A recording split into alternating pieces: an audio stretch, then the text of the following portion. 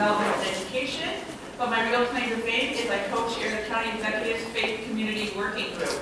So if you don't mind, we're going to get started because, you know, all of you have been here on time. I know the weather's terrible. There's a sinkhole somewhere on the freeway. All kinds of stuff going on. So we're just letting people walk in as they will. So we have a great program today for you. We have two premier experts on disaster preparedness. And I want to, so we conceptualize this as first starting with institutional security and helping you understand for your congregations or your community centers how to support securing that house of worship or that community center. And then we're going to drill down to the individual congregant and their families, and basically how do you prepare at home. So today we're going to start with Brian Johnson from the Jewish Federation. I really would like to thank Adat Shalom and Judith, our hosts today, for giving us this beautiful facility to use, and also for the Federation's support of bringing their expert here with us today. So Brian Johnson, as you see on your bio, just read this briefly, has about 15 years of security and law enforcement experience. And before joining the Federation as the Director of Security, he served in a variety of leadership roles with SecTech in Reston, Virginia. And I will let, he's also honorably discharged the United States Marine Military Policeman, where he received training from some of the top law enforcement academies in the area of police operations and tactics. So if you don't mind giving him a round of applause, welcome Brian to the floor.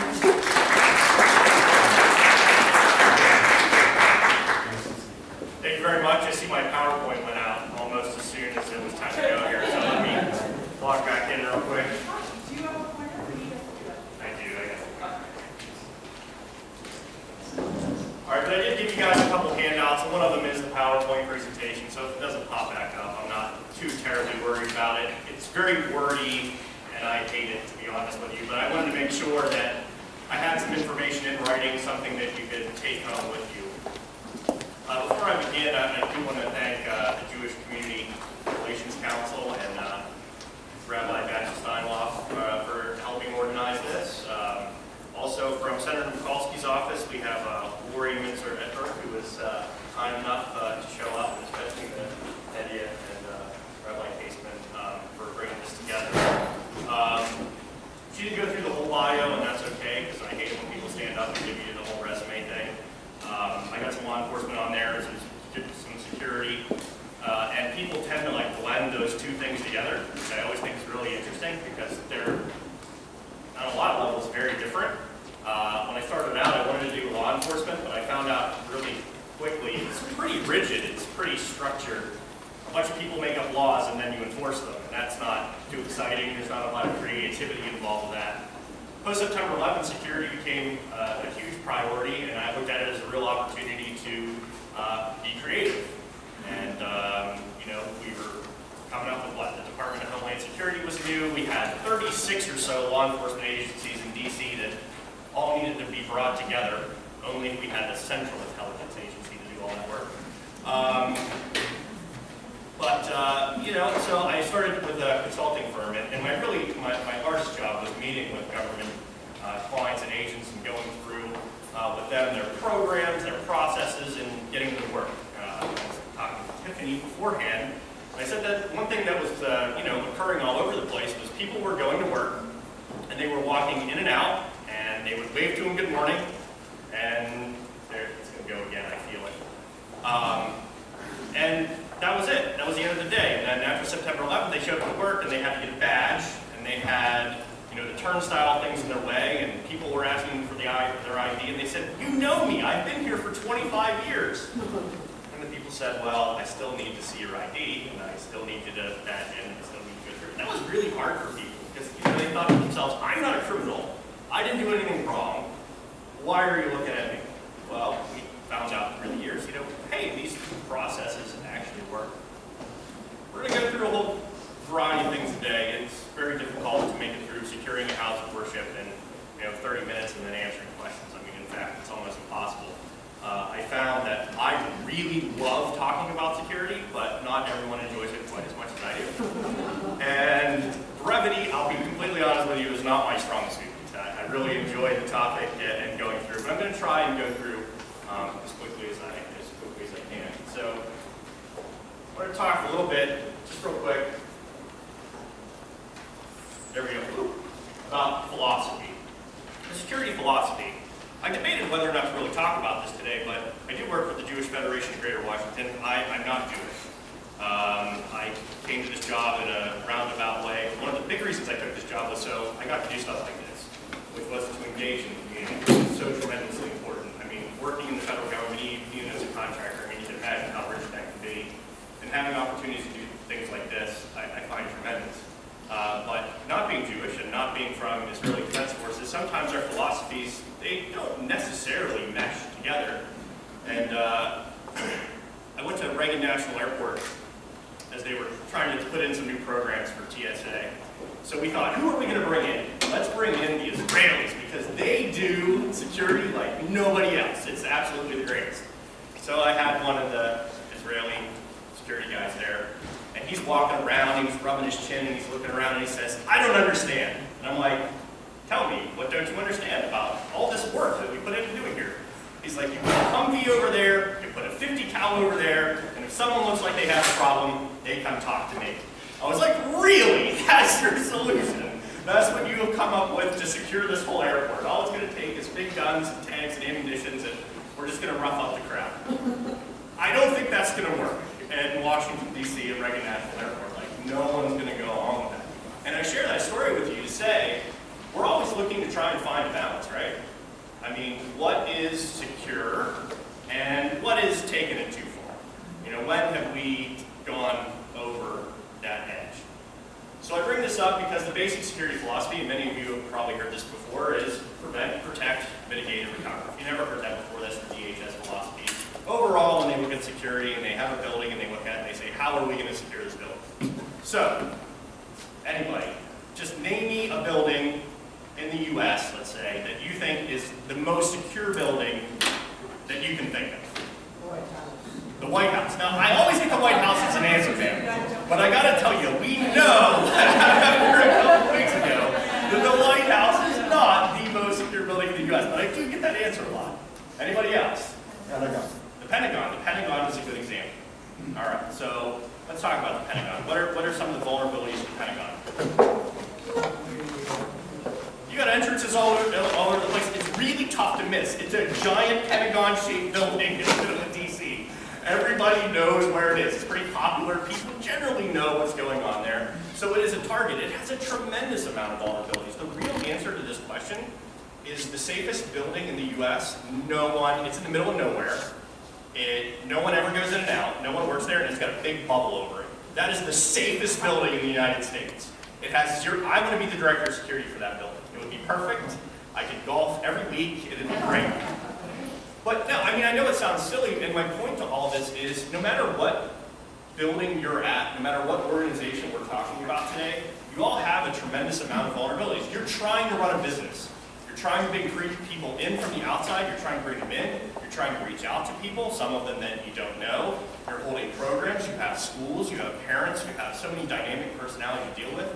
We all have different risks from the outside that we face all the time. I mean, generally speaking, we know what those are. So we're always going to have some vulnerabilities in what you do. So when you come back and you think about your building that you're thinking about right now, this is the building I want to protect, just know it's never going to be perfect.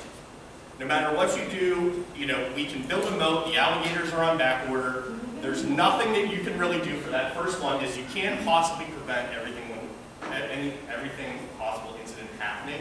And I know you guys already know that, but I thought it was I needed to make that point today, because when I go out in the Jewish community particularly, people want me to look at them and they want me to tell them that nothing bad is ever going to happen if we do X, Y, Z.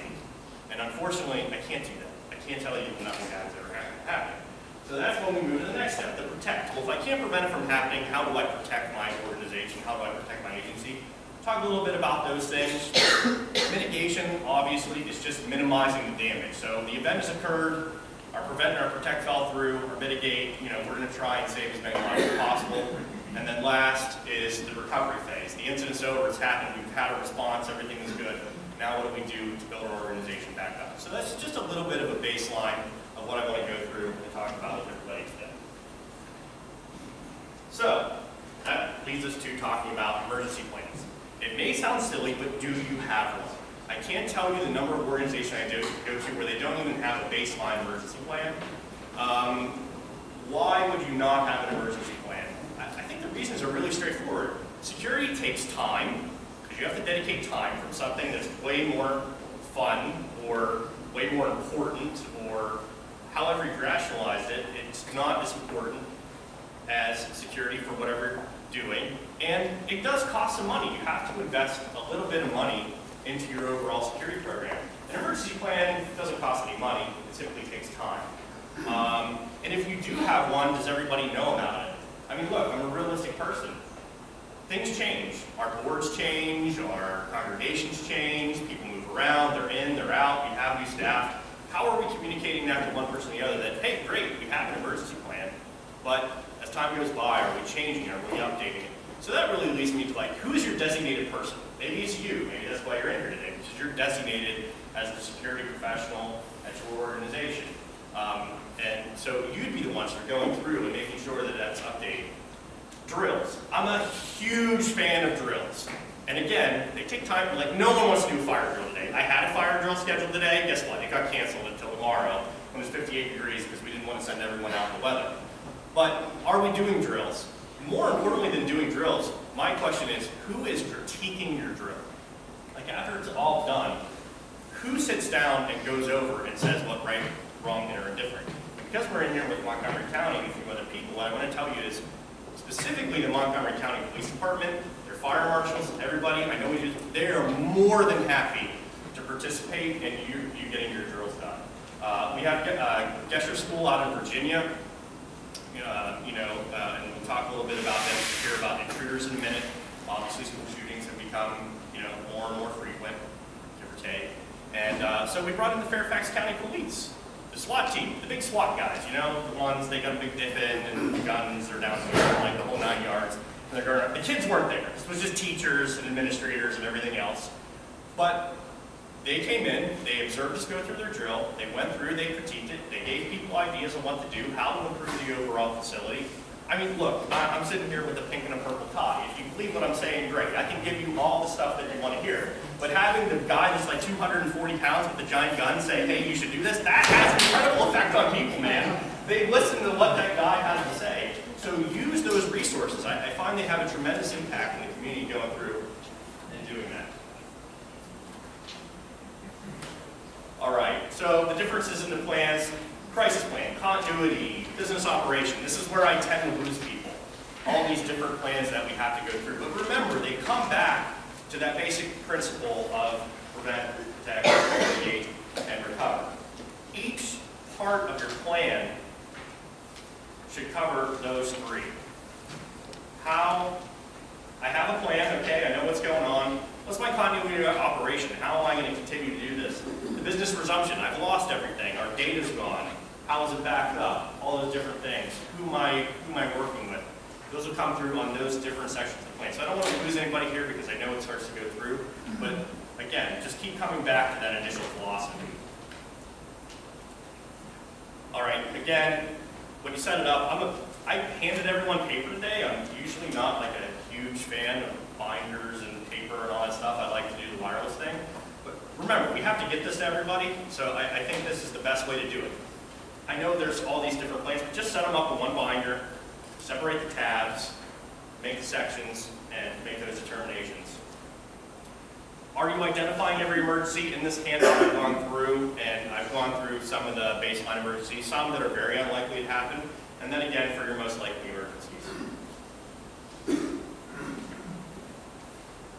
And there they are, the typical ones, fire, bomb threats.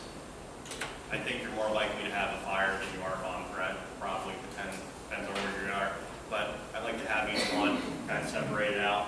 The natural emergencies are probably the base one. Like, don't worry about earthquake, because we're never going to have an earthquake in Northern Virginia, or in Maryland. I was in downtown DC at the time, and I mean, we never did an earthquake drill. I'm just going to be honest with you. We didn't. It wasn't one of these binders I was talking about. People knew about it. But I don't think people mentally were like prepared to actually have an earthquake. So of course it set off like every alarm in the building. When the alarm goes off, what does it tell everyone to do? Get out of the building. Well, what's the worst thing you can do in an earthquake? Go out of the building. in an old city with giant statues that are hanging out overhead of everyone. So we had to coordinate that very quickly and get the word to people, make the determination of exactly what it was. And even though we had an audible alarm telling people to get out of the building, it was incumbent upon the security staff to make that decision to say, all right guys, we're going to stay inside the building, we'll get our engineers, we'll make the determination, everything's on site. And I'm happy, I was actually the very rare day, I was the man in charge that day. Wouldn't that be the day that there's going to be an earthquake? I was the designated official that day. And I have to say, I was pretty happy with the coordination we made with our security team because we had a good plan in place for an earthquake. I mean, we really did, and got that word to people. I'll stop there because my thought on this is I mentioned like people going into panic. I mean, the video of the earthquake was pretty cool because people literally just like sprint like out the door. But I got to tell you that that's a huge misnomer in security that people are going to like panic and freak out. So when you're dealing with your staff and your professionals that you work with all the time, you can look at something like the Boston Marathon as a perfect example of a time where something very tragic happened, and there was a tremendous lay response.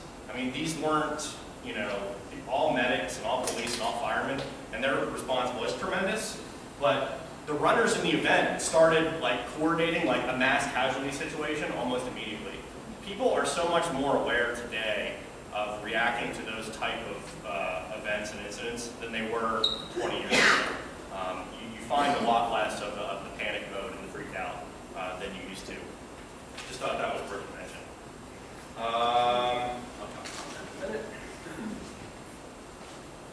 All right, I went through the intruders. Obviously, I don't think 5 minutes is near enough time to talk about code red emergencies going through. And I use the term code red, a building intruder, however you want to say it. But the philosophy on intruders into buildings, I mean, from a law enforcement perspective and police tactics, has completely changed.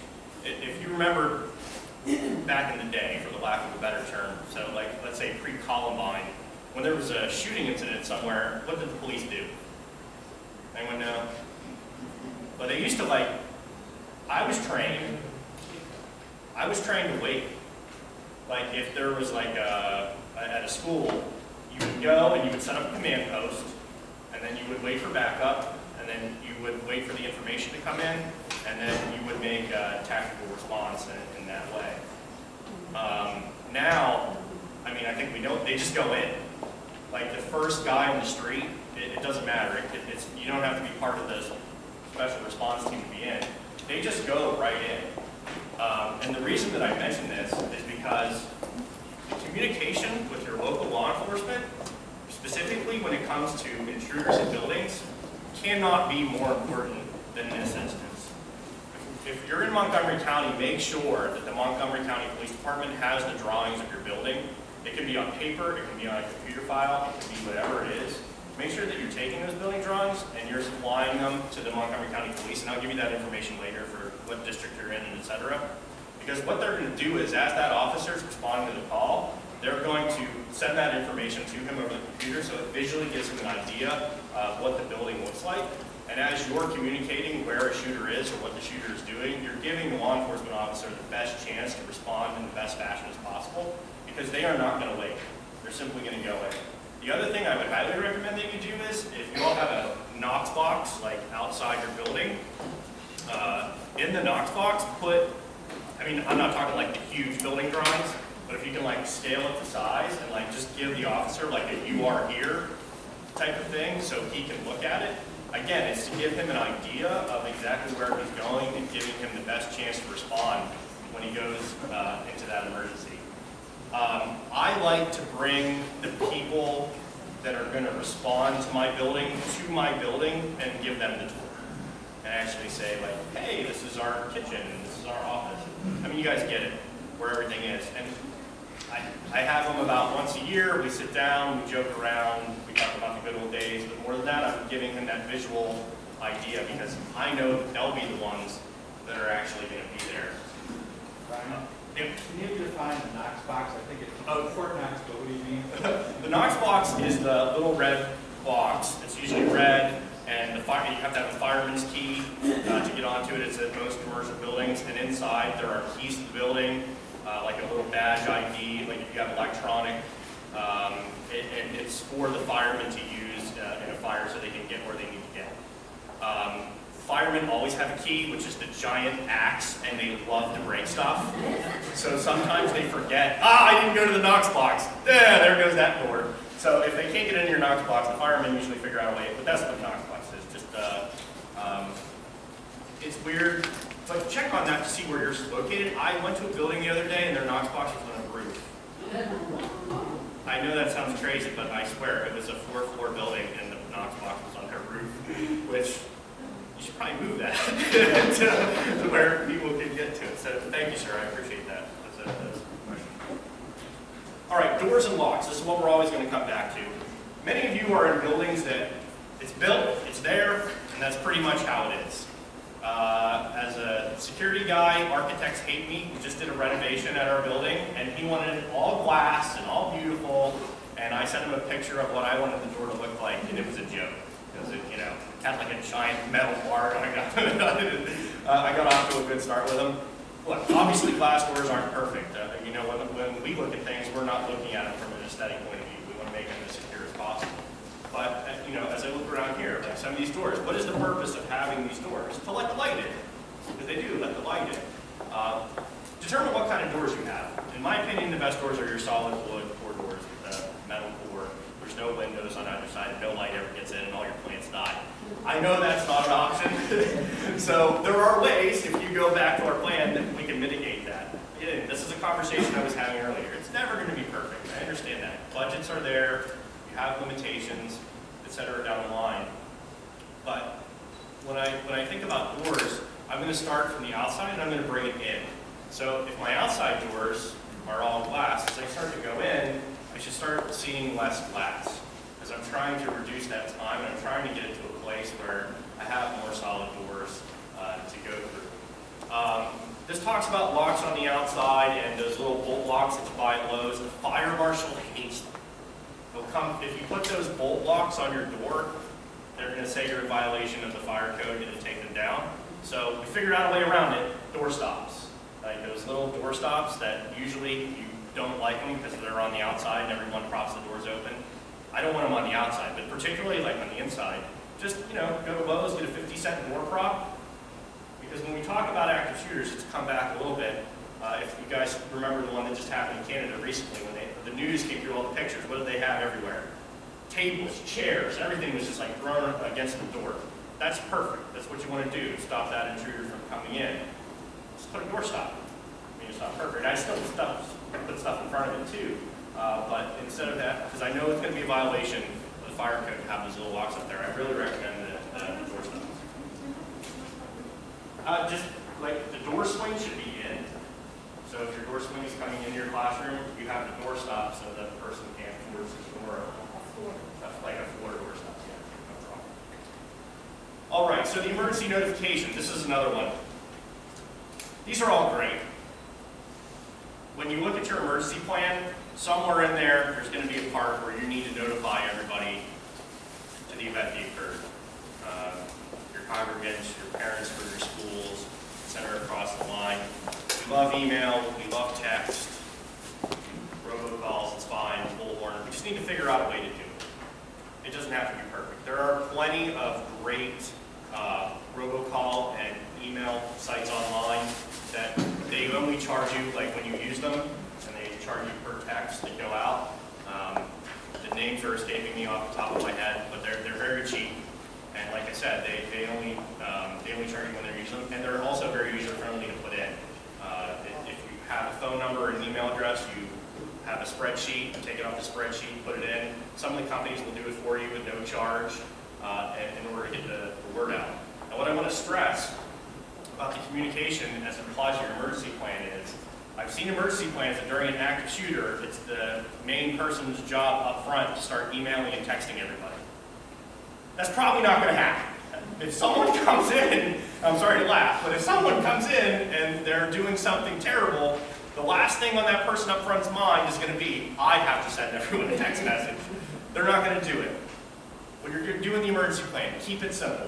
Always simple. Always very, very simple steps. It should be push a button, close a door, something they can build up in muscle memory. So you don't want any fine motor skills. And there's no doubt that texting and sending emailing during stress it's not going to happen because it's a fine motor skill. We need to keep them gross. We need people doing simple actions, picking up a phone, calling 911, someone off-site ideally, or someone that is the furthest away from that event taking place. Their job should really be to get that mass communication out to everybody to let them know what's going on. Can I ask you, what is bullhorn?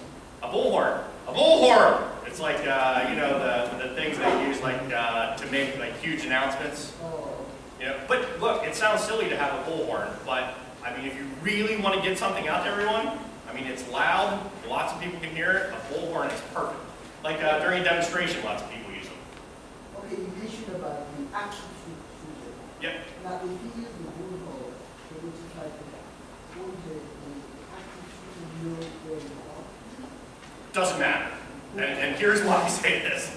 It's irrelevant. During an active shooter situation, this is what I'm trying to say. The philosophy has changed so much, and I didn't go into the huge detail on it. It used to be that they would tell everyone to shut the windows, shut the door, and be quiet, turn everything off, and hide. I'm not saying that's a bad option. What I am saying is if you have an office that has a window and you can get out of it and run away, that is a much better option than staying where it is.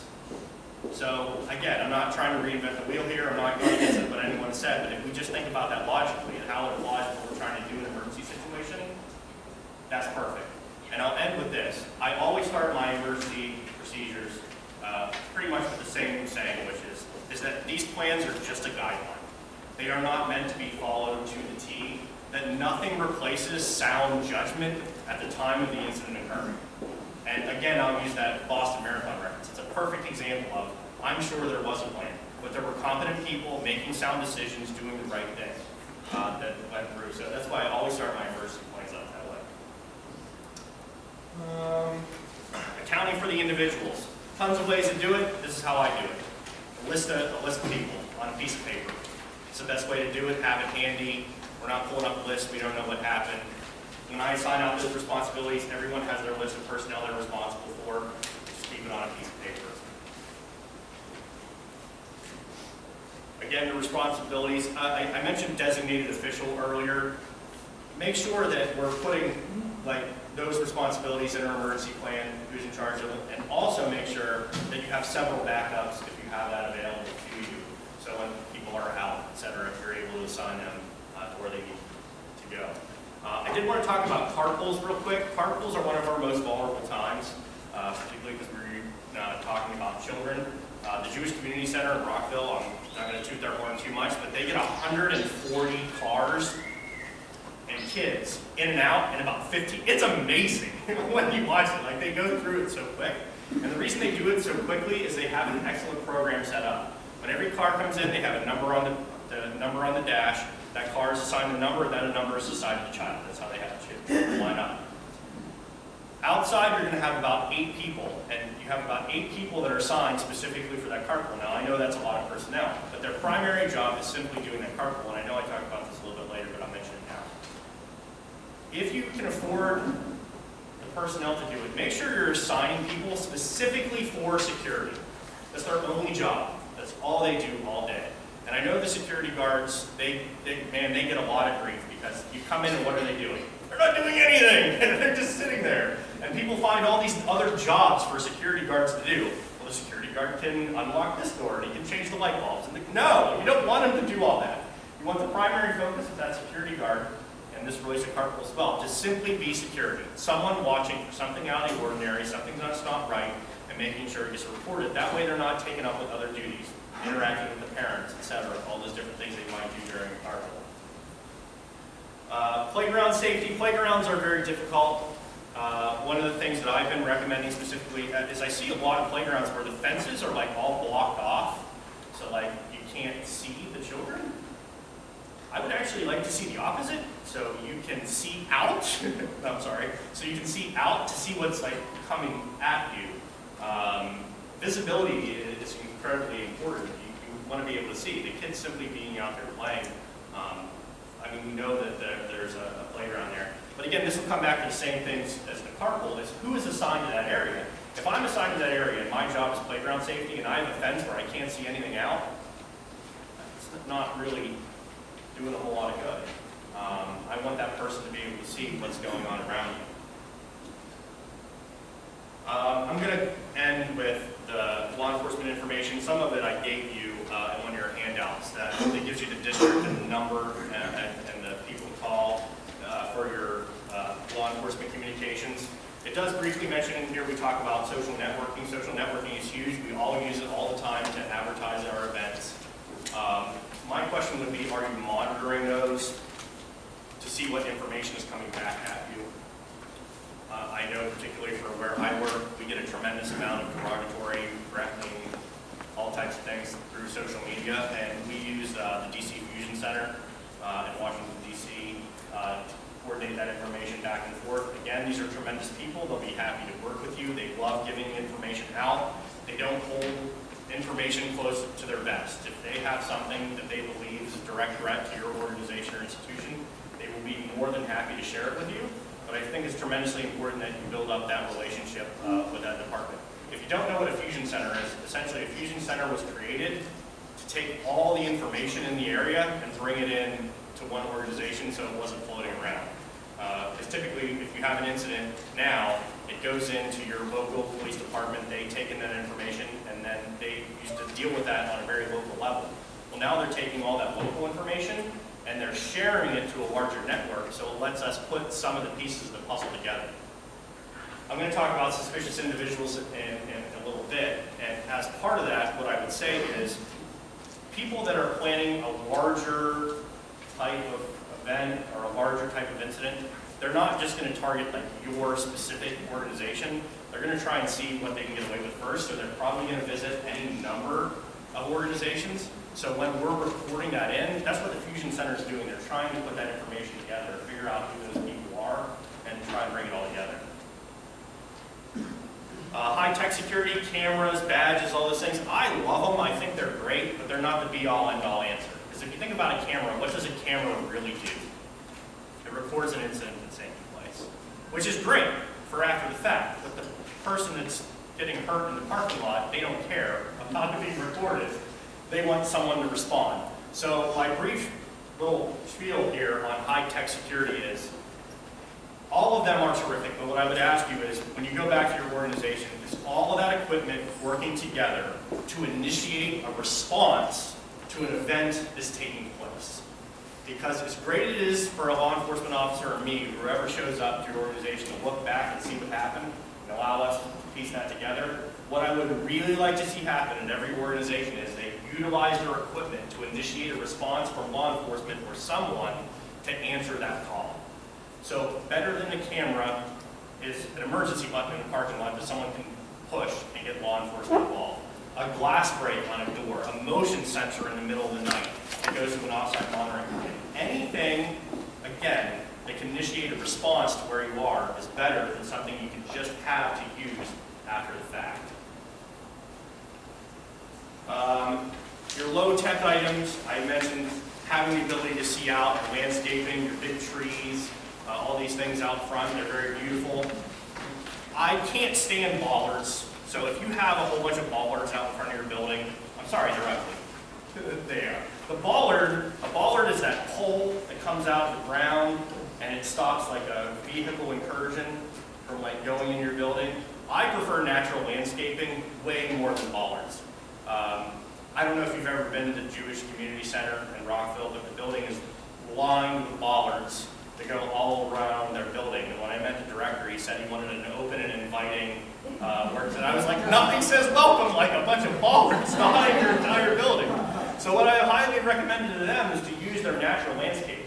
So if you see those rocks out front or trees that are very close together, shrubbery, a high curb, anything that could lower a vehicle incursion, I like those more than bollards. Bollards certainly have their place. They do. They're perfect. If you have a huge campus and you can get 100 yards from your entrance to where you are, go ahead and put in some bollards. They're tremendous. They really work. But most of us don't have that luxury. We have a very short distance between our roadways and where our buildings are. So what we're really going to try and do is use some low tech, use some landscaping, those type of things. Motion detection is also great for your lighting in your parking lot.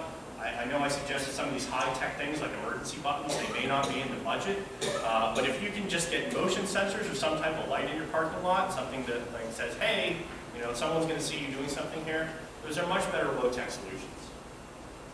I'm going to go through bombs and suspicious packages very quickly because I'm going to run out of time. Again, very unlikely to occur, but they do happen.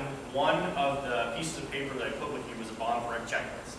And a bomb threat checklist is simply what the recipient of the call is going to go through whenever they receive that bomb threat.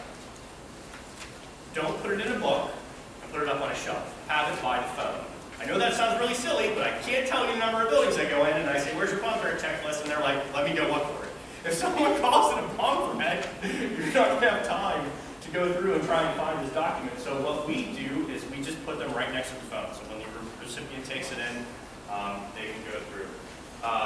And that'll help me breeze through the bomb threats because I don't think we got to spend too terribly much time on that. But I do want to talk about suspicious packages. To give you an example of the suspicious package up here, you can notice things that are wrong with it, things that are out of the ordinary. This is the one that's typically used. It's not addressed to a specific person. It doesn't seem right. It's out of the ordinary.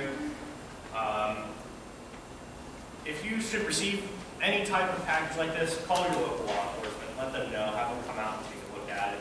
I don't need to go through tons of stories, but particularly in the federal government, I mean, there's a tremendous amount of suspicious packages. 99.9% of them turn out to be nothing, but legitimately 0.1% of the time, there is actually something, you know, explosive device or some other type of chemical that people are using. Assign someone, if you can, as like the mail screener. I mean, it doesn't sound like the greatest job in the world, but we certainly do it too. We have one person that we send them to the FEMA website online. It's a short little training course. They go through the whole thing. As the mail comes in, they'll use that. They'll go through the mail and look at everything before it goes out to their personnel. We don't all have the money for radiation machines and x-rays, so this is what we come up with.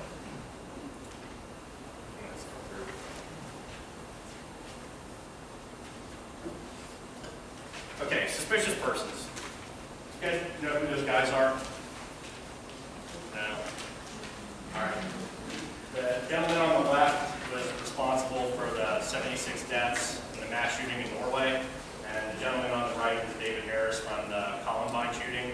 And I like to use these pictures because they look like nice, I mean, they look like normal people. Mr. Kriev on the left, he was like a micro scientist guy who lived a fairly normal life. And you know, Mr. Harris, he was just in high school, just like a normal kid. But all told, they accounted for about 89 deaths in a very short period of time. 89, carrying the 1.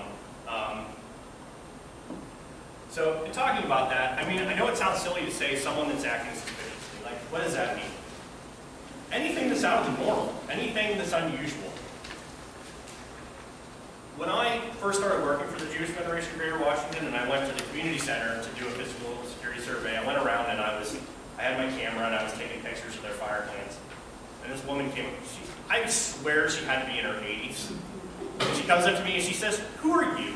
And I said, "I'm Brian, I'm with Federation." I figured that'd be good enough. She's going to leave me alone. She says, "What are you doing here?" I'm like, "Oh, I'm doing the physical security assessment." And she's like, "Who are you again?" She kept at it. She asked me like 5 questions to go through and actually make sure that I was in fact. She asked me if I had a card. She asked me if I had an ID. It was tremendous. I mean, that's a very proactive, I mean, I was dressed nice. I showed up in a nice car. You know, everything seemed good. But she still went through the process of asking the questions. And she was just a member who was curious of what's going on there. That's a very proactive person. And she took that information and reported it. And I thought that was tremendous, very, very tremendous. But I was, I guess, in a way. I mean, who just randomly takes pictures of the fire exit? You know, nobody. So it did seem out of place.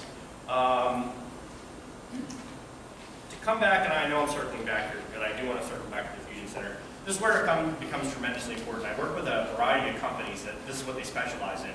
Is they take your security camera footage, they compile it all together, and they actually provide it to the Fusion Center. And we're talking specifically about suspicious persons. I don't think I need to sit here and go through every single one of what a suspicious person does. We always think it's people taking pictures or taking cameras. It's not that. It could be be just someone sitting in the parking lot. If someone comes in and they just start asking questions about, when are you open? When do the kids come to school? And I mean, I'm sure this has happened. To me, I would consider that suspicious. Like, why does this person need this information? Why do they want it? They're not associated with the community. But more important than identifying that suspicious behavior is actually going through and making sure it's getting reported to where it needs to go. Again, it's one of those things where really 99.9% of the people, I don't know. It's not that they weren't up to no good. It's that, you know, they were just weird or whatever the case may be. But it's that 1.1% of the time where it really does need reported. As I look at case after case after case after case, very rarely is law enforcement the one who identifies the people that are going to commit the crime. Most of the time, it's just people. I can't remember the kid's name. He was in Minnesota, but he was building, you know, bombs in a garage locker. I'm sorry, I can't remember the chapter. But it was just a woman who said, "What's a 16-year-old doing in a storage locker in the middle of the day?" Called the rental locker company. They called the police. They came out, opened it up, and sure enough, he had bomb-making materials in there. I mean, that's tremendous. That is observe and report as fine as what it is. And that really is the see something, say something. And I know at least where I work, we joke about see something, say something all the time. You know, an event happens in the world, and what's the guidance or what's the advice that we put out to the community?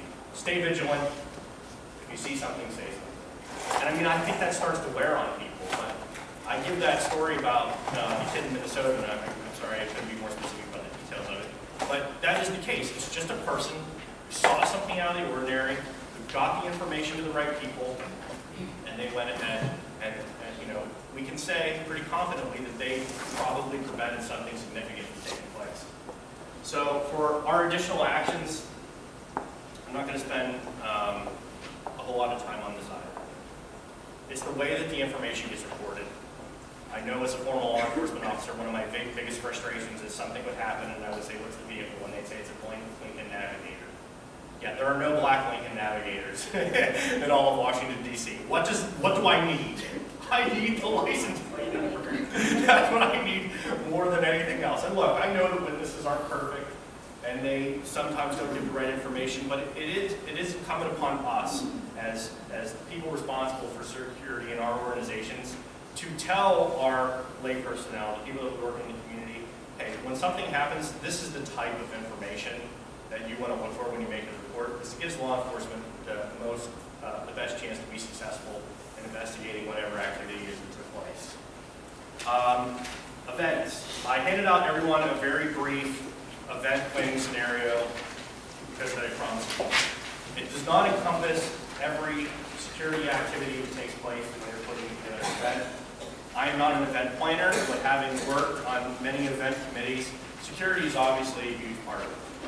I've talked about where I work a little bit, and one of the things that I'm the most pleased with all the time is the thoughtfulness that our people put into security in every event they have. One of the first jobs I had was young leadership, which is exactly what I sound like. They're in their young 20s, was putting together a party, for the lack of a better term, in the Howard Theater in D.C., and I needed to get involved to make sure that their access control and everything was set up and ready to go. I was blown away by how thoughtful they were in putting together a competent security plan for that event. How we communicated the information that went through, what a response would look like for different types of incidents. I mean, it was tremendous. So having that thoughtfulness and as part of your program obviously is important when you're going through and you're doing any type of event planning.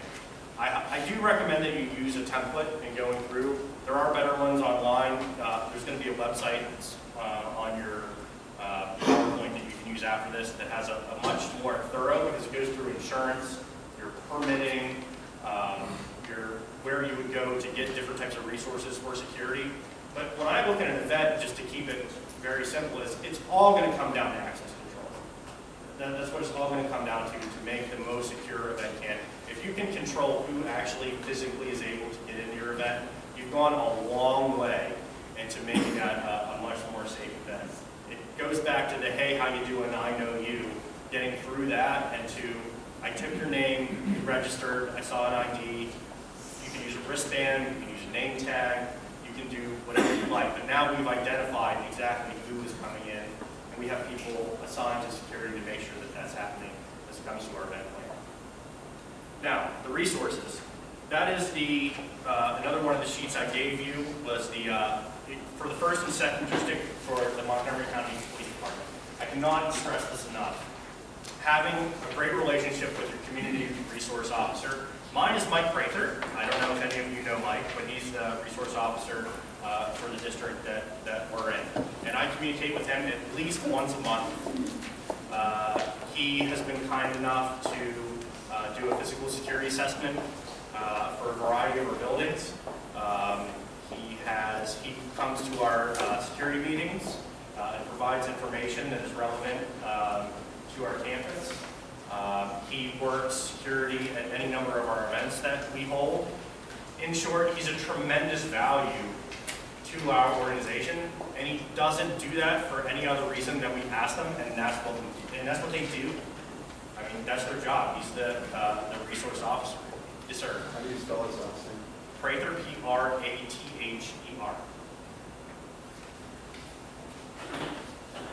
And the other young lady's name is Donna Stroman. She's also a resource officer in her district. It's not just one guy. I mean, they have teams that are dedicated to this. Her specialty is actually in elderly care, but she's also a community resource officer that provides us this virtually a similar service to Mike whenever Mike is unavailable. Tomorrow night, I'll be attending a community outreach event through Montgomery County Police in Gaithersburg. I am no more qualified to attend than anyone that is sitting in this room. It's open to the public.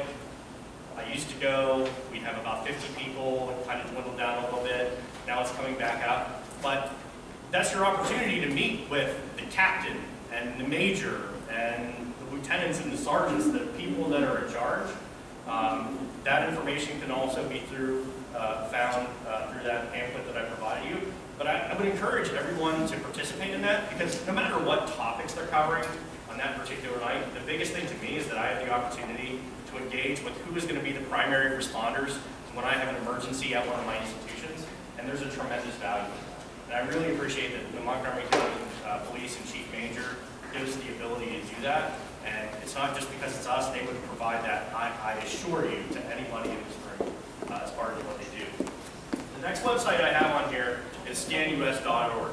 Now this is a Jewish-based security resource that's used within our community that is available to everybody. It's not just for the Jewish community.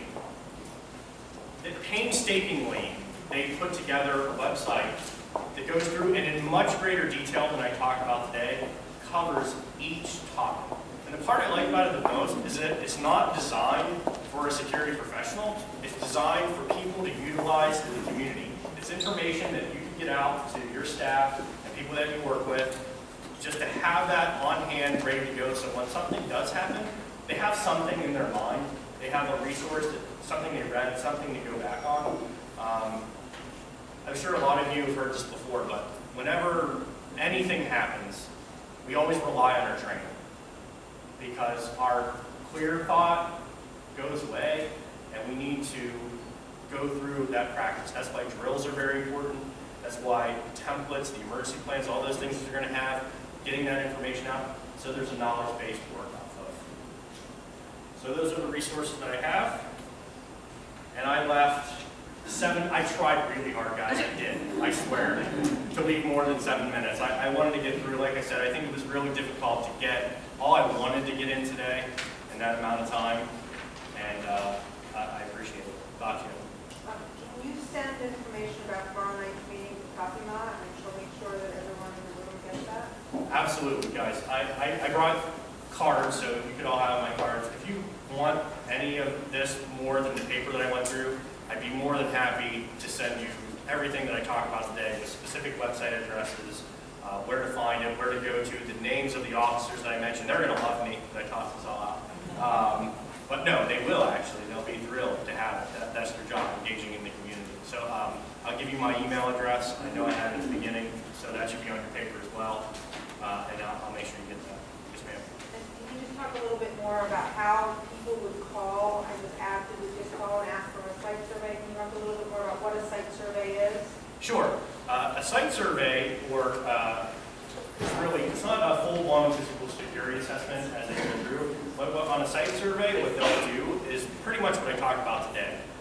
They'll meet with you, they'll go through, and they'll look at your doors, and at your locks, and at your windows, and at your camera system, and at all of that. They'll encompass all of those things, and they used to call them recommendations, but they don't call them recommendations anymore. They call them observations for consideration, because they want you to, they don't want to be held to, hey, that was my recommendation. But they'll make their observations, and they'll provide you with feedback, and they'll also give you information on resources in the community they have available in helping to get those things taken care of. So, not a problem at all. Yes, ma'am. I'd like to go back to the slide, accounting for all individuals. Sure. In a religious institution, that is a dilemma. I mean, Sunday morning, we've got people, adults upstairs in the sanctuary, we've got children downstairs in the certification. We don't know exactly who's in the building. What do you see? How do you notify people of those? Sure. So, generally speaking, I'm going to have, if this was ideal, if this was perfect, I would have specific individuals assigned to specific people. Because, let's say, for example, we're talking about a building evacuation, right? What are you going to be the most concerned about? Children downstairs and elderly, people with disabilities, anyone that doesn't have the ability to get out of the building on their own. You don't need to put me on the list. If the building's on fire, I'm getting out. Like, it's going to happen. Women and children last. No, I'm kidding, of course. That was George Costanza, I think, who knocked everyone out of the way. But my preference would be to identify who is at the biggest risk, and then have personnel assigned to those specific groups of people. And I would imagine with the children, that's already the case. And I'm sure it does rotate on a basis, and again, it's not perfect, but I would think about those at most at risk and have those people for taking accountability. I worry about that you don't know exactly which kids came to Sunday school that morning. Sure. And did they wander off and stuff like that? The list is not going to be as important in this instance as someone being responsible for going through and making sure that that area is clear. Right. Because children, as you know, it's a warm, it's loud, they may hide underneath the desk, they might get scared, they might go to the closet, whatever. So what I want to do more so than accountability is making sure I'm going through those individual rooms, I have specific people assigned, and when I get outside and I bring my team together, I'll say, all right, Joe, did everyone get out? Yes, everyone's out in the gym, everyone's out in the center, and go through that list, and then start organizing from there. Okay. Can I just give an example of what we do at our church? Sure. In regards to the kids. First, we use Kodak. Yeah. But one of the things that we do, no matter, before church, Sunday school, even on Wednesday nights when we have our Bible study, every child has to be signed in and signed out, and they're given a wristband. And then whoever's there also wears a decal, so you'll know this is the teacher, or this is sister, so-and-so, and this is the person responsible for the children.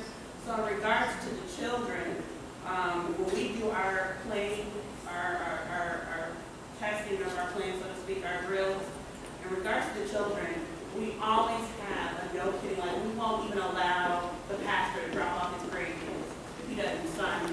Right. Just period, point blank. So when you go out, you'll know I have 13 people on this list. I better have 13 or more people standing with me in regards to the children. And in regards to the rest of the congregation, I'm over the security and also ushers. So I use the usher and the security team to help me. Any given Sunday, that everybody should, we have like drills like quarterly. Any given Sunday, if you're at church, you're responsible for the kitchen area, and this sister or brother so-and-so is responsible for the classroom, brother so-and-so is responsible for the balcony, brother so-and-so is responsible for the choir. These people have responsibilities. So in an evacuation mode, everybody's cross-trained, so everybody knows what they should do. But at any given time, these people should have a very clear understanding of what areas they're responsible for evacuating. So you don't have to know like every individual is there, as Brian said, but these people are specialized in this area. I'm going to open the countertops, I'm going to look under the sink. So what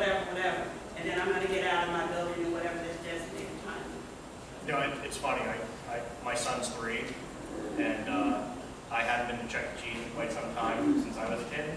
But I used to go to Chuck E. Cheese, and when I came in, they put a little stamp on him and a little stamp on me with the same number. And I thought that was so cool. Like, hey, when I went to Chuck E. Cheese, man, you just ran in and jumped in the balls. There was no, like, there was no assigning of personnel, so I really appreciate it. And thank you, Tiffany. There's, like I said, there's a lot of variety of ways to do it. To me, no one way is better than the other. What I really like to see is people moving forward and taking those efforts. And a lot of that, as she said, would be covered when you design your emergency plan, determining who is assigned, like in each section. And with respect, I don't want to step on Marlowe's time, so thank you so much. I really appreciate it.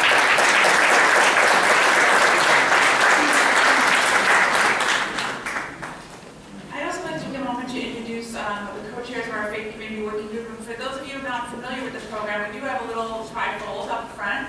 The county executive's initiative. It's a public-private partnership with the faith community, county agencies, and social services providers to promote mutual respect and understanding of diverse communities, and to also promote public safety. So that's why we're concerned with issues like disaster preparedness and protecting our congregations and houses of worship.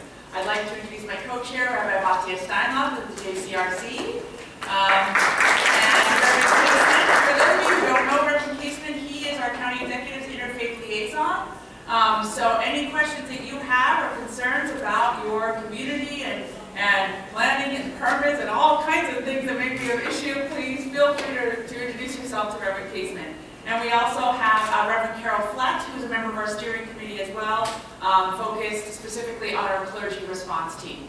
So without further ado, I'm going to introduce Marlowe, who has 37 years experience working in infrastructure systems for the U.S. Air Force and the University of Maryland. So we specialize in designing and installing the redundant and survivable electrical systems. No idea what that is. Explain it, because a couple of other things he goes through here I don't understand at all either. Maybe some of you do. But including designing a new redundant survivable electrical substation with a 13,000 volt distribution system for the 300 building campus of College Park at the University of Maryland. Without further ado, Marlowe Leafty. Thank you. We won't be getting into that. We're going to stick a little closer to family preparedness. I really appreciate the opportunity to be here and talk about something that I'm really, really passionate about. So I do have a lot of information, so I'm going to kind of get started if you don't mind. Disasters cause a lot of stress. You'll see a picture of an accident. A truck came through the guardrail, bounced over this culvert, landed up here facing the wrong direction. But they can also be a blessing with the right perspective. You'll see that same vehicle, here's the culvert, see what could have happened. So depending on your perspective, do you look at disasters from a prepared perspective or an unprepared perspective? Okay. This is what I'd like to cover quickly this afternoon. Talk about the need for preparedness, talk about family preparedness, looking at a preparedness plan, about evacuation, sheltering in place at home, our emergency kits, office emergency kits, and then communication between faith leaders and their families, looking at database of families and communication methods, and answer the questions. I've copied my handouts or the slides here so you don't have to take copious notes while we're going through this. So as I go kind of fast, hopefully you'll be able to see where we are in the handout. Excuse me. A couple of pictures, before and after pictures. Joplin, Missouri, tornado. See a nice, serene neighborhood. What it looks like after the tornado. You can imagine the stress coming home, trying to find your house. Another shot, Joplin, Missouri, tornado. Not going to be traveling on the streets for a little while. Shot of Marlowe, Alabama, tornado. Hurricane Sandy, New Jersey shore. Notice the streets now are rivers. Another shot, Hurricane Sandy. another shot, Hurricane Sandy. We took about 200 volunteers up to the Far Rockaway up there to help over Thanksgiving weekend last, or 2012. And every house in the neighborhood we walked through was just like that. Piles of rubbish right out front. Everybody had a basement.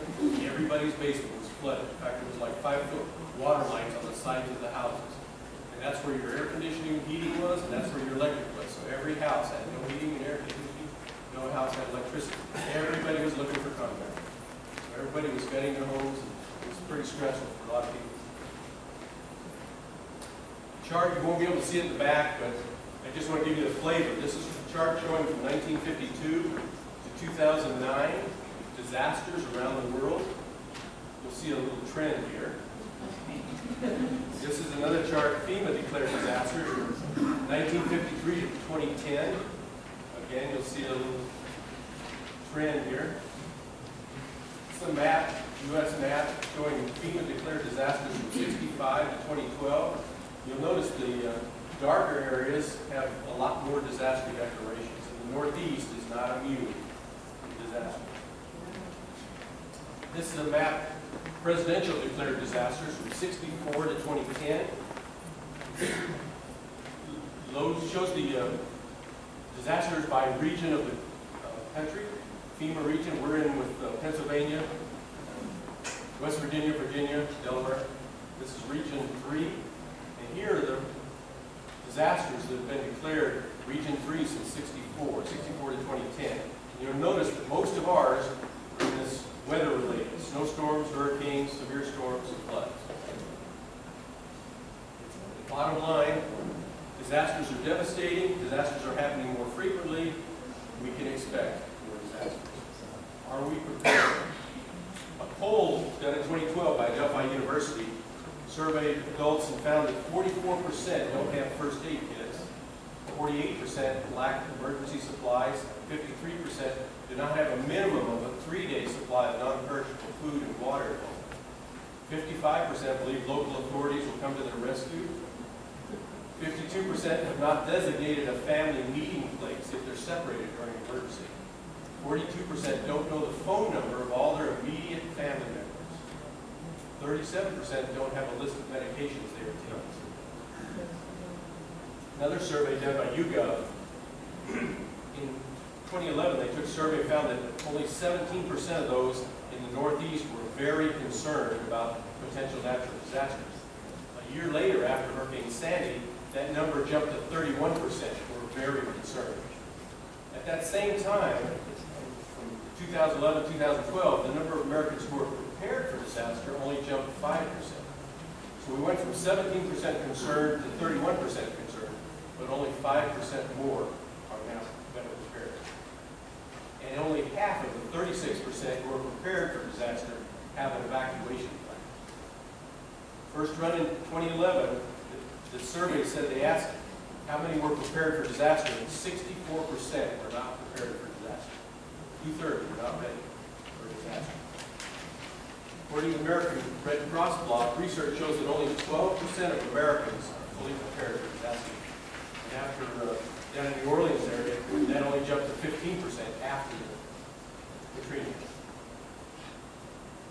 Everyone already prepares for disaster by giving money away to others to help protect them in the future.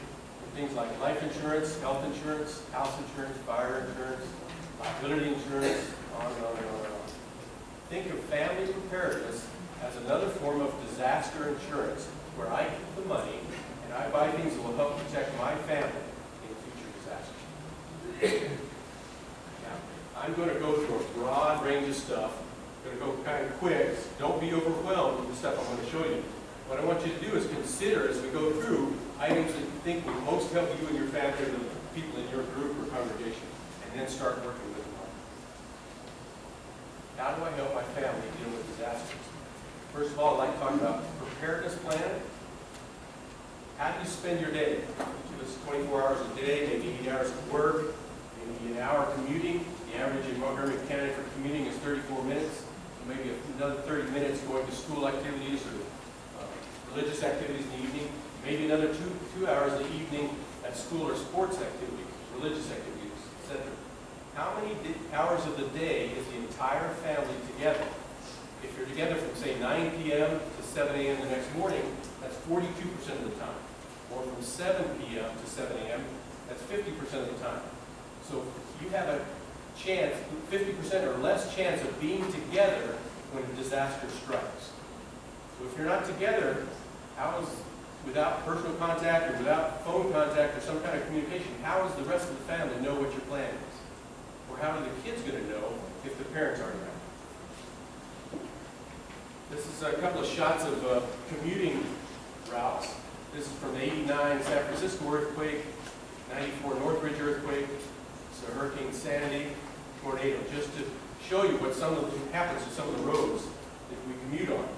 If you can't get home because of the disaster, how long is it going to take you to walk home? If the grid goes down, you have no way of communication, how are you going to tell your family what your intentions are? You won't be able to read this, but this is an article from LA Times after Katrina, and essentially talked about an ambulance driver driving there in New Orleans. I'm going to lose this,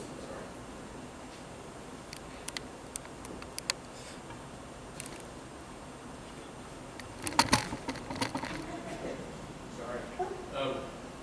He happens, as he's driving along the causeway, he happens along with 7 children holding hands. The oldest was 6. He stops, picks them up, takes them with him, and he ends up taking them into Baton Rouge. As they get further and further into the story, they eventually find the parents. The parents were found in Texas. What had happened is they were in an apartment building, flooded with water, and couldn't get out. And after 3 days, they started running out of food. No air conditioning, no power. And so a helicopter came along and they decided to evacuate. And the helicopter only had enough room for the children. So they put the children on board. The helicopter left, said they'd be back in 25 minutes. They didn't come back in 25 minutes. So the children went one place, the adults went another place. Is that going to be stressful or what? Family Preparedness Plan is a unique plan for each family on how they plan to respond to emergencies. It's a consolidated document. It contains a lot of important information about phone numbers, medical information, important documents, and then how the family intends to handle evacuation and status reporting. I put together the copy of what you've see in the handouts there as a Family Preparedness Plan. It's part of a coursework I took emergency management at the University of Maryland, and I put that together. Essentially, it's a fill in the blanks. You keep it at home. It's available in Word, and you make the changes you want, take out stuff you don't want in there, add stuff you do want, and then save it, and then keep it in any places around the house where you can have access to it, and the family can have access to it. I've got 3 versions of it. You're looking at the novice version, which is 13 pages long. There's an expert version, which is 26 pages long. I knew that would scare you, so I didn't bring that one. And then there's a senior version that doesn't have as much information about kids. But feel free to copy it. If you email me my email later, I can get you a Word copy of it. Feel free to copy it, use it, distribute it, whatever you'd like to do. Here's the table of contents. I'm going to briefly go through this. Should we put some?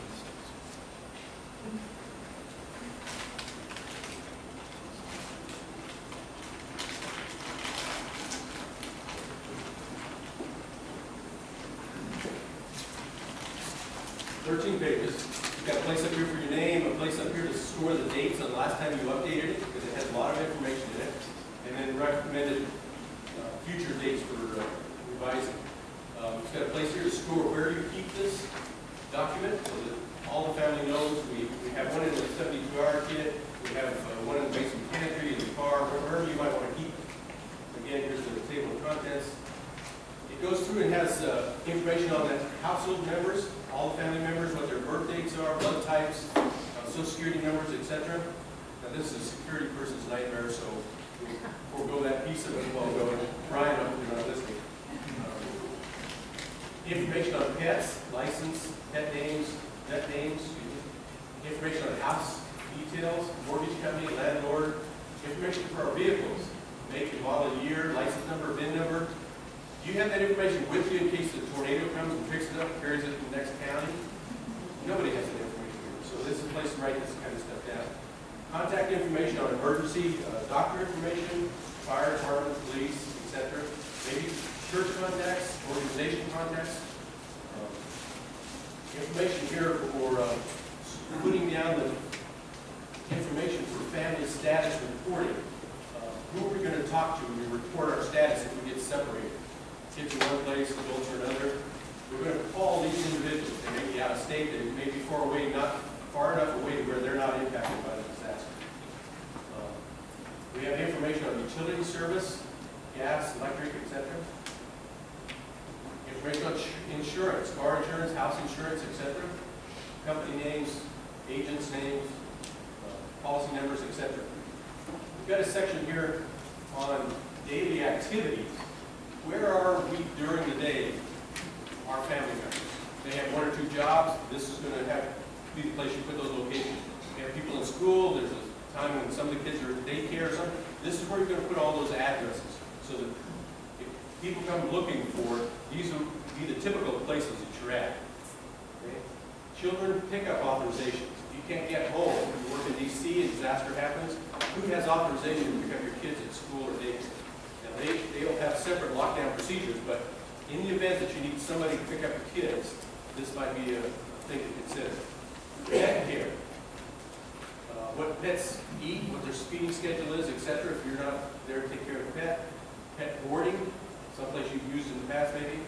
Medical information, lists all of the medication for each family member, what they're taking, doctors, prescription numbers, etc. Medical information on allergies, what allergies people have, disability information, special need information, etc. Permission to treat a minor child. If you're not there, they need to be taken to the doctor or hospital. A lot of times they won't treat if they don't have permission. So here's a sample treatment form. Some things to consider in your normal routine to change before disasters happen. Things such as having some emergency cash, keeping your car fueled at least a half a tank all the time, keeping funds at home, dollars at home, having an emergency kit in the car. We'll talk about that a little bit later. Section here on emergency funds.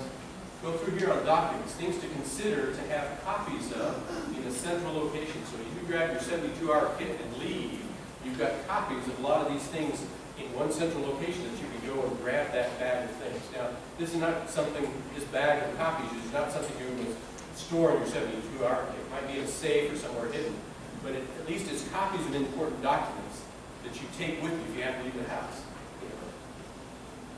A grab-and-go kit, I have a sample list here of what to include in a 72-hour grab-and-go kit. I have a column here indicating if it's included in the bag, just so that if there are certain things here that you would include in the grab-and-go, like medications or something, you can indicate here, like PU for pickup, at another location. And you're not going to say where that location is, but you know where the medications are stored. They're all stored in a central place. You've got documents that will be in another place. You've got cash that will be in another place, etc.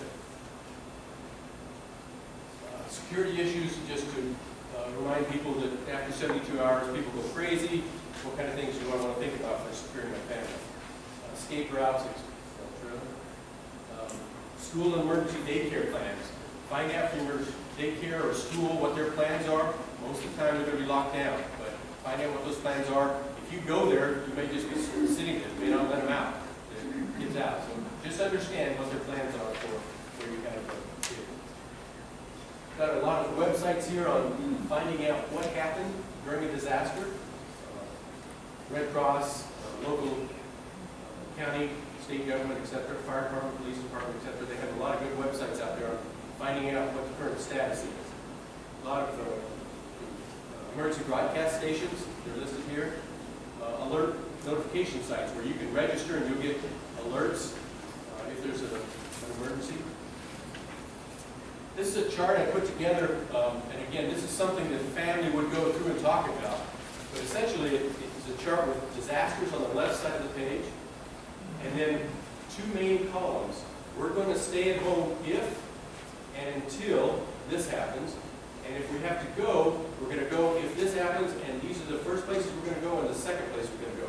These numbers refer to addresses that are down below here. So for instance, in an earthquake up here on top, we're going to stay at home if the home is intact until the home is no longer habitable. Heat, water, lights, etc. And then we're going to go, if it's no longer habitable, we're going to go to these places or these places. Okay, same thing down here, a fire, for instance. At home. There's a fire in our home, we're not going to stay at home. And we're going to go immediately to outside the house. If it's in the neighborhood, we're going to stay at home until our house is threatened or until told to do so by the police department, etc. But anyway, this is a kind of a head start on walking through the disasters and talking with your family about what our intentions are if we have a disaster. Go through quite a bit of different disasters here. Down here underneath is the places that we would go. A couple of places might be immediate neighborhood, individuals in the neighborhood that we know, maybe within our church group or other social group that we have. We might list a couple of people. Then we might list a couple of addresses that are more than 25 miles away, and then maybe one or two that are more than 100 miles away. We have to really deep. When we get separated, this is where we're going to meet up.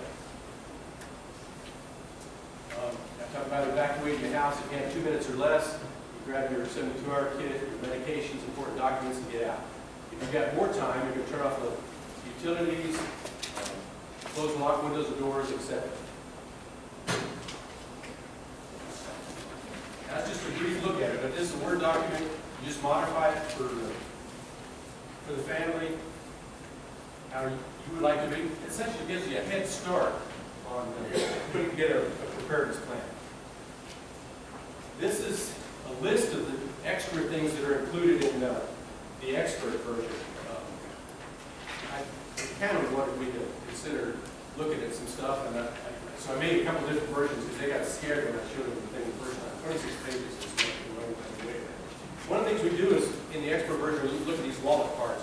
I think one of your handouts has a picture of it, but this wallet card has 10 members of my family or friends in the area, all the way out to Idaho. Got phone numbers, cell phone numbers, address, email, everything. And then at the very bottom, I've got locally back. We go to 1, 4, 3, or 2, and regionally back we go to 6. Out of statey back we go to 8 or 9. Now this has phone numbers, addresses. I can carry it in my wallet, put it in the purse. If you put a hole through this, put a shoestring around it, this can become an ID card for kids in case you get separated. We go through home inventory, things to consider to do if your home gets wiped out, as in one of the pictures. You go to the insurance company and they smile and say, well, you have a list of what you own. We go through some safety skills like learning how to use a fire extinguisher, things like that. Home layout, how do we get out of our house? We've got some drawings here you can put together. How do we get out of our second floor? So you talk through this with your kids. There's a section there on government disaster planning, what government agencies plan for, what types of disasters are they planning for. Section on utility shut-off. Safe room, what makes a safe room within the house. If you have to shelter in place, how to maybe seal off a room if you have to stay there and close off all air into the room. Have some indicators of possible chemical agent use. It talks about the types of indicators that a person may be experiencing if you have chemical agents. It walks through different ones. Or biological agents. Then there's a chemical agent indicator where you go through and check some boxes for the types of symptoms somebody has to see whether it might be. Quarantine and isolation enduring long. I put a lot of this in there because typically when a major disaster happens, the internet goes down. Everybody doesn't have a copy of, security mails, wherewithal to go find this information. So this is just a little bit of information to help get you through as a family, as far as understanding your own world, being responsible for your family. Family preparedness plan. I can't emphasize this enough. Every family needs to have some type of plan. Even if you take this plan and just start the first 3 lines, start something so that you begin talking about and understanding what our plan is as a family. Discuss it with the family, and then have the copies stored so that if parents have gone out on a date night, that the kids can get access to it. They know where it's at. They can follow through if you get separated for a while. All right, evacuation. Next item. If you go right to the ready.gov website, it talks immediately. This is right off the website. being prepared to evacuate yourself and your family. It says evacuations are more common than most people realize. Hundreds of times a year, transportation and industrial accidents release harmful substances, forcing many people to leave their homes. If you get a robocall ordering a mandatory evacuation in 10 minutes, are you ready? What would you take with you? Katrina evacuation, population of New Orleans is down 30% from pre-Katrina population. Many evacuees threw stuff into a garbage bag and left and never returned. Okay? So it's nice to be able to have a lot of important stuff with you if the disaster census you never make it back. You have to evacuate your home. Grab and go kit for each family member. Grab your medications, important documents, cash, any other things that you've got tucked away, and then get out. Keep your car fueled. Most of the time during major disasters, gas stations aren't going to be open. Or if they're open, they're going to be a really long line. So if you're making a habit of always filling your car up when it hits a half a tank, you've always got some fuel to be able to get out of the area. Sheltering in place at home. Generally, shelter in place means staying indoors, usually implemented for short durations, typically for severe storms, life-threatening temperatures, public disturbances that turn violent. Also, as we see down here recently, deadly virus, Ebola. In shelter-in-place situations, you want to have at home everything you need to sustain life. Okay? Consider storing water. I left my icon in the wrong place.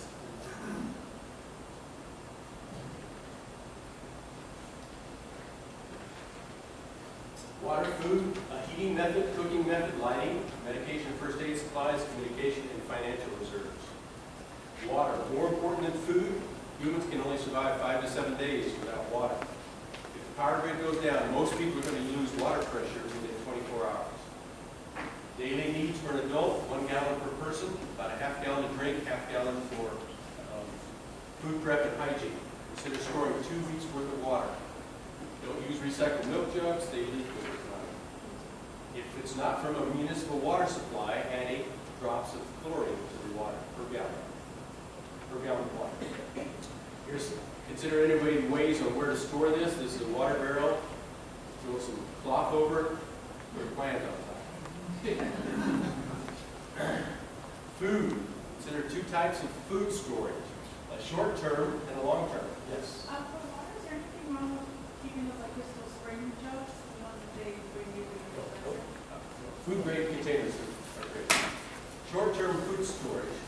Consider storing up to 3 months of normal everyday food that your family eats. Any longer than 3 months, and you're going to run into rotation and spoiling problems. But start small. Buy a few extra cans or a few extra items each time you go to the store, and you get up to 1 week. And then continue that until you get up to 3 months. Rotate regularly to make sure that you avoid spoilage. Then there's a long-term food storage. After getting your short-term food storage, consider getting 9 months worth of long-term. Long-term food storage is items that will stay nutritious for years, and you don't have to worry about rotation at all. But they're just items that maintain life. They're not going to be everything in your diet. Okay? And then you tuck those things away in the basement or under beds, etc. Now, an example here, dry food, number 10, 10% or less moisture content, packed in number 10 cans or food grade containers, and stored in a cool, dry place, under 75, and stayed nutritious for 30 years. Okay? So we don't have to worry about rotating. Things such as beans, pasta, oats, rice, wheat, etc. There's a typical number 10 can, 7 inches tall, 6 1/4 diameter. Other food items, non-fat dried milk will last for 20 years, refried beans 5 years. You're talking about stuff that are specially prepared to last that long, right? Not devices. This is normal every day. We're gonna cover it. These items that I showed you there, they'll last 30 years if you can them, put in oxygen absorbers in them, they'll last for 30 years. Oh, you can't yourself. Well, no. We're going to get to that. You're going to see it. I've got some good examples here for you. But this is available Costco, Sam's Club, anywhere on the web you get this. And I've got some prices to show you roughly what we're talking about. This is just some suggested amounts for an adult, per month. Grains, 25 pounds. Dry beans, 5 pounds. Sugar and honey, 5 pounds. These are adult quantities. Okay? Not suitable, anything that has moisture or oil content, jerky, nuts, granola, etc. If you went to the box store, Costco or Sam's Club, here's some prices with the shipping costs included. You can buy rice, 4 cents a serving in a 50-pound bag. And these are just within the last week. Rice at 14 cents a serving if it's in a 42-pound bucket. 19 cents a serving if it's in 6 number 10 cans. You'll notice here that 6 number 10 cans is 282 servings. Okay? 380 servings in that 6-gallon bucket. Quick roll oats, 15 cents a serving in a 23-pound bucket, or 19 cents a serving in 6 number 10 cans. Pinto beans, 6 cents a serving. You buy it in a 10-pound bag. 13 cents a serving if it's in a 41-pound bucket. 11 cents a serving for macaroni in a 6-pound package, or you buy a variety. And again, these are just from Costco and Sam's Club only. That's all I pulled up. 2 cans of oats, 2 cans of rice, 2 cans of wheat for 20 cents a serving in 6 number 10 cans. All right. Heating method. Consider ways to keep your family warm in case the grid goes down. You have a fireplace, wood or gas. You have portable heaters, maybe rated for indoor use. Extra layers of clothing, extra blankets, sleeping bags, and consider moving into just 1 or 2 rooms if it's really cold. Cooking methods. Consider ways to cook food or heat water in case the grid goes down. Again, indoor, you have a gas stove or oven, fireplace. Outdoor, use your grill. You use propane, wood, charcoal, etc. Or an open pit fire, camp stove, etc. Fuel storage, the amount you would need for 1 month of cooking 3 meals a day. Wood, about 150 to 300 pounds. Propane, 2 standard barbecue grill tanks. And again, contact your fire department, make sure it's legal to store where you're at. Charcoal, 120 pounds. Or buy a bucket of Instafire, again off the internet, 30-year shelf life for $67. And it'll give you enough ability to cook for a month. Lighting. Consider alternate lighting methods. Flashlights and batteries, lamps, light sticks, candles. If you're going to consider candles, consider the danger of using them. And if you have children around, consider don't even using those as your alternate lighting methods. Medication and first aid. Consider a well-stocked first aid kit in the house, as well as medical reference books with the first aid kit. And the internet and library books are a good place to get these. Okay? Internet goes down, a lot of us are going to lose our library. We won't know how to take care of that broken arm or that funny-looking rash. Consider keeping extra medication around by renewing prescriptions early, so that you're not caught short should a disaster happen. What about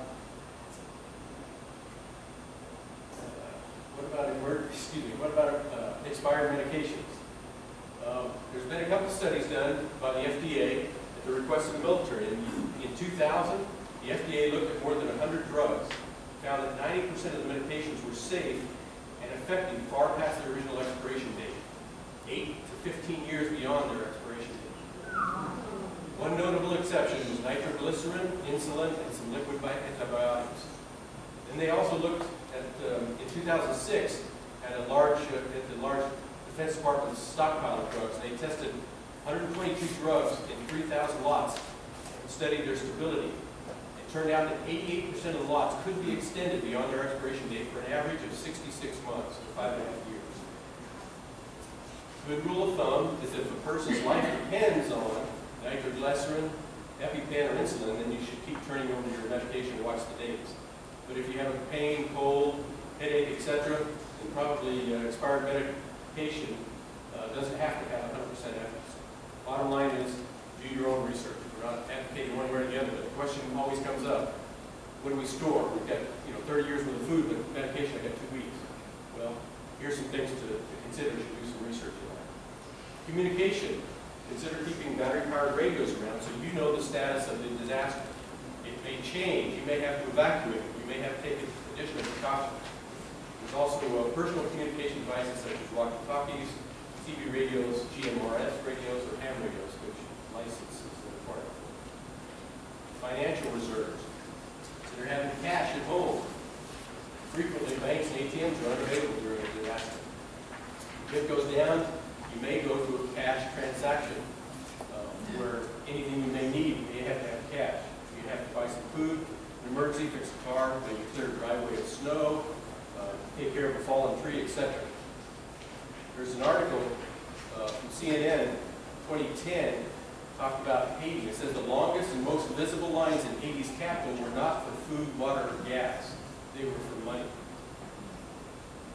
You go on the website, on the web to Amazon, for $3.99 you can buy a Kindle version of the book, Stash Your Swag. It's 100 plus hiding places. Gives you 100 ideas on where to hide valuables at home, including inside a flashlight, in the room of a hat, etc. Go to YouTube. There's also lots of videos on how to hide money and other things inside ordinary objects, such as soup cans, cereal boxes, etc. But consider keeping sufficient cash at home to meet your expenses that you might need for several weeks. Suggestions might be, say, $25 to $1,500. Again, personal choice. Let's talk about car emergency kits. In March 2011, Rita found herself in a remote part of Nevada for 7 weeks, stuck in the mud. She used her new GPS system to find the shortest route, and it took her to a forest road, a remote forest road. Nobody came by. She got stuck in the mud, was there for 7 weeks. December 2013, rescuers found a Nevada couple and 4 children who spent 2 days in sub-zero temperatures when their SUV overturned. 2011, December, Lauren stranded on a snowy forest road for 9 days. Her cell phone battery was dead. In 2012, Lynn, 61, survived for a week on peanut butter M&Ms when she took a wrong turn in a rental car looking for a hotel and wound up stuck in an Idaho dairy wastewater pond. I'm sure none of you are experiencing this, but realize that everybody spends a fair amount of the time in their car. And so if you happen to be in the car when the disaster strikes, what are you going to have with you? Consider having a modified grab-and-go kit in the car. Adding things such as a toolkit, small shovel, fire extinguisher, first aid kit. I've got some links here that give you more detailed things to consider for that kit to put in your car. Let's look at office emergency kits. If you spend 8 hours a day out of your 24-hour day at the office, you've got a 30% chance of being in the office when disaster hits. Okay? Disaster could strand you at the office for days or weeks until the roads are cleared. Probably you're not going to have communication to let the family know what's happening. If this office building you're in suffers structural damage, you may be stuck outside during that time. Are you prepared to stay there for days or weeks, or start walking home?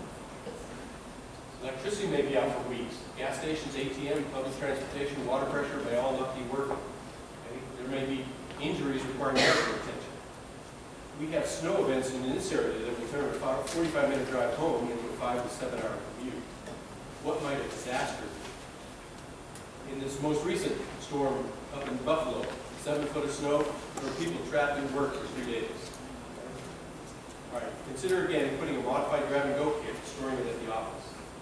Some more links on what to include in those office kits.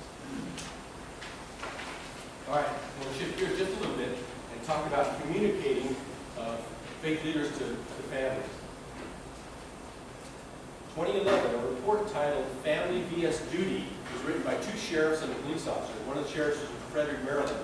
And they looked at the expectation that law enforcement officers would report for duty when significant crises occur. And he detailed several studies about that. One of them was a 2007 study of police officers in the D.C. area where they said family preparedness and safety were the determinant factors about their willingness and ability to show up for work. Okay? A 2005 study in Philadelphia said that 55 to 66% of the police officers reported they would refuse to adhere to an emergency recall based upon concerns for their family. A 2009 study found that 97% of Homeland Security leaders identified employee and family preparedness as an essential element to organizational resilience during large-scale emergencies. But of that 97%, only 29% reported any plans of their emergency plans that had anything to do with the families of their workers. In the Katrina disaster, New Orleans Police Department was on hurricane alert as of August 28th with 100% of police on duty. At 8 a.m. on the 29th, they released about 2/3 of their police to go home, sleep, shower, and get back to work. An hour and a half later, the levees broke. Flooding knocked out communications, locked out the electric grid. The next day, the mayor's office announced they could only account for 50% of the police. Okay? Approximately 40% of Montgomery County Fire Department personnel live outside the county. The initial response after a significant disaster by local, state, or federal governments may be delayed as they become overwhelmed. Consider inquiries into how your family survived, the members of your congregation, or any needed support they may have after a disaster may depend heavily on the faith community. Do you know how to contact your families? You have a database that has phone numbers, home phone numbers, cell phone numbers, email addresses, home addresses. Who has access to that database? More than one person? How do you make the calls? Is it one person making the calls, or do you have multiple people? If the phone lines are down, can you call their cell phone, or can you text them? If the grid is down, can you drive, bicycle, or walk to their house? Who's going to do this? Do you have maps? What I'm recommending is that you develop a database of the families in your group. Information on the names, ages of family members, home and cell phone numbers, email addresses, and home addresses. Then develop a way to keep that information accurate, adding and deleting to it, and then a procedure for who has access to the information and how to keep it secure. And consider developing a communication tree to find out the status of families and communicate their needs. Communication tree offers a quick way of communicating with multiple families and passing information on their needs. Multiple people can be contacting at the same time and communication lines aren't tied up. And consider developing the tree in a geographical area so that people have access to get to them if they're not too far away. I have a sample of this in your handouts. Show it briefly here.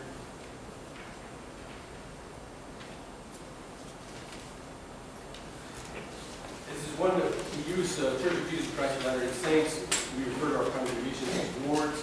So the leader, or the bishop in this case, indicated here on the left, he calls 2 people. Each of those people call 2 people. Each of those people call 2 people. Until you get down to a zone, an area of families. And this zone would be maybe 6 to 8 different families. There'd be essentially a zone leader with 2 alternates. And the way it works is each of them start calling. The bishop would call the first 2 people. If one of those people is not home, he goes ahead and calls the next 2 people that they would have called. There's no leaving messages, no waiting until they call you back. And you keep this tree going until you get down to this group of families. And then once you get to either the leader or one of the alternates, you've got 3 chances there to get into that group of families. Then that group of families would be responsible for finding out the status and if they need help. The communication works the same way going back out if they need to transfer information back out. The tree is put together by position as opposed to name, so that as people move and positions change, you don't have to keep changing this chart. And there's another database. In fact, we have them on phones where I can look up and see who's in these positions, or I can look up people's addresses and stuff like that. But this is just a sample of what you might put together in order to contact your people. In many cases, you may not be able to phone them or text them. And so you may have to have people walk to their house and try to find status. And generally you want a small enough geographical area that they can walk to it or get there if they need to.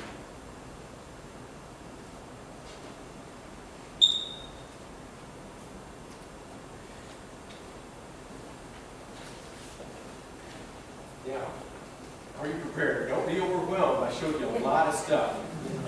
And as leader of the congregation, you probably know the needs of your group really well. It's not going to be done overnight. This is something that takes years and years and years to do.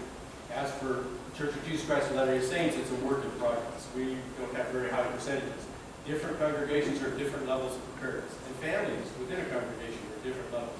You get some really diehards like myself and others that would have a tough time putting 2 cans together of food. Questions? Sorry about the space in which I went, but I was trying to get through it.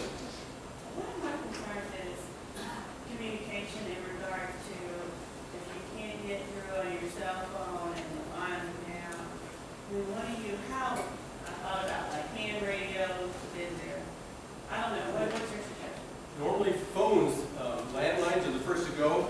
It's helpful if you have the old-time landline that you can plug in that doesn't need power, so that you can still try and call with your home phone, if you will. Second thing would be to go to cell phones.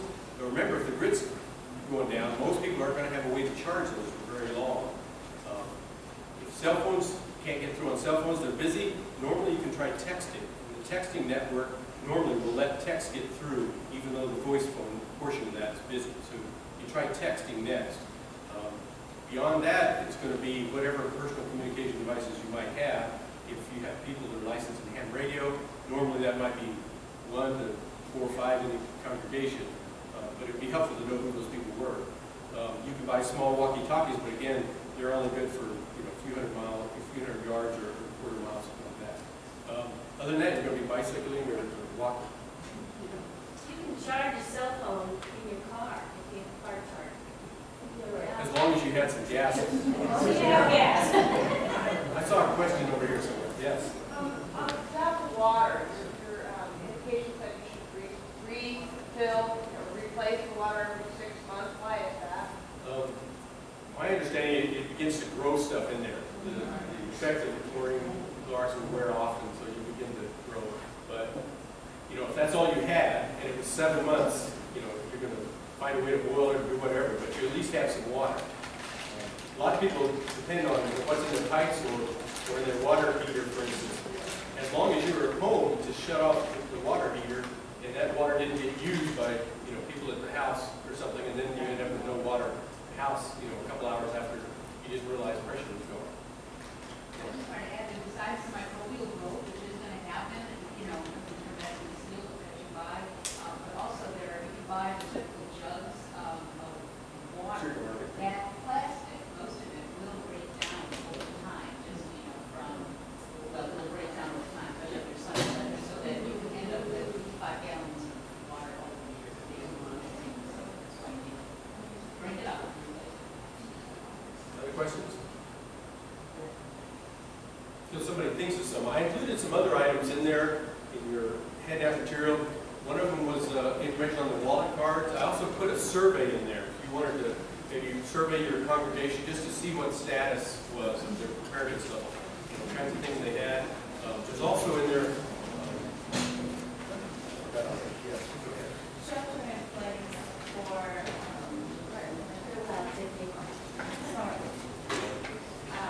are there any suggestions for how we would prepare our congregations to shelter in place? Should something happen while we're there, and or if our congregation might be the safe house, so to speak, any plans for how we might do shelter in place? I wouldn't have any. I'd be a little concerned about the amount of food you'd have to store in order to get 200, 600 people feeding. I'd be more inclined to think that if you're going to do something in a disaster, and the church is going to serve as a feeding location or something, that people would bring food there, and you cook it up and serve it from there. Just storing a lot of food is a lot of storage space. You have to worry about garments and everything else, rotation, other things. It's quite an endeavor if you take that one on. Not sure how you do that. Yes. Replying to your question, I was in Massachusetts when Mitt Romney was governor, another wonderful LDS person preparing for disasters. And they had a big workshop in Massachusetts about how congregations could be sites where people might assume they can come to the church to get the things they need. And they were suggesting that we store things like diapers, pins, some of the things that people would no longer be able to get, or we might have to take to their homes if they couldn't get out of their homes. We could bring things to them, aspirin. There were just some things that they suggested we probably could store. We don't have a policy of storing anything at the churches. So our churches don't have food and stuff there. We do have which is referred to as a bishop's storehouse, where we have a storage of things like generators and canned foods and stuff like that. It's mainly a welfare center that we have our own welfare system, and so the bishop can decide and make an order for a needy family and send them down there to shop and get stuff. In no way is it enough to feed lots of people, but they do have cases, stacks of food stored there. But normally they're used as forward locating for, like, if there's a hurricane somewhere, they'll send trucks and load that stuff up and send it to other locations for disaster. Other questions? Thank you. That was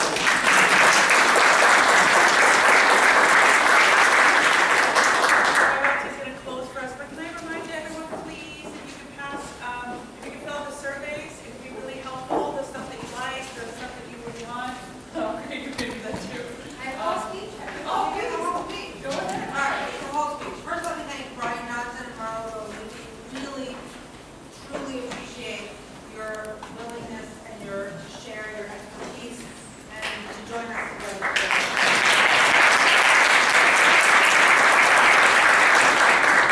I also want to thank everyone for coming today. This is a real expression of community and how we all can come together to support one another. We live in an amazing county with amazing resources, and in order to take advantage of that, we need to be connected and to stay connected and work together. Your presence here today shows that that's happening, and we couldn't do it without you. The Faith Community Working Group, under Reverend Caseman's guidance and leadership, with Edia and I, we are so fortunate to be able to live in this amazing community and to work together with you. We really want to be able to find ways that we can enhance our community, bring the faith communities together in partnership with the county and the county government, and make this the most welcoming community in the nation.